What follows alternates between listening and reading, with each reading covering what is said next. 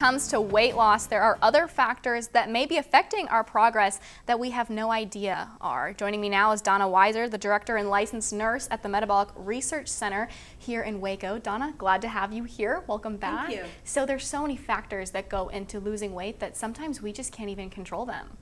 Yes, and so often people think that it's just about willpower, it's their personality. Sometimes loved ones will look upon somebody that's storing excess body fat at an accelerated rate and say, oh, you've had enough, why don't you just stop, push yourself away from the table? But there's so many other things that are affecting how our body is storing excess body fat, hormonal imbalances, inflammation in the body, many gastrointestinal disturbances. So it's important for people to understand that metabolic understands that. We've been doing it for 30 years. Right, that it's not your fault, it's not that you're not tough enough or you're not strong enough. There really are other things that go into this. And let's talk more about how our bodies are storing fat and why might they be storing fat at an accelerated rate? Because of one of the main things is inflammation in the body. It's really the root cause of all dis-ease.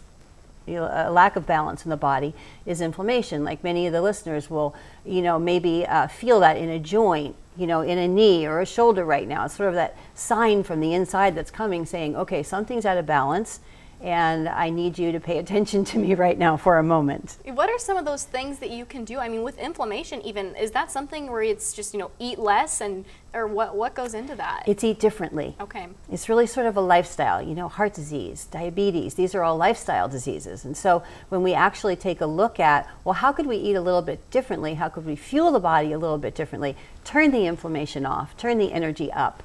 And that's a good day just eat when you figure that out. Good food. Food can really be energizing, right? What are some other things besides inflammation that are just key triggers in this? Well, hormone imbalances can be a big one. So we do some really dynamite, hormone balancing, a 4-point saliva test where you can really see what's the cortisol levels. Often the adrenal hormones can get a little out of balance. When the cortisol level's a little too high, the body's storing excess body fat around the middle.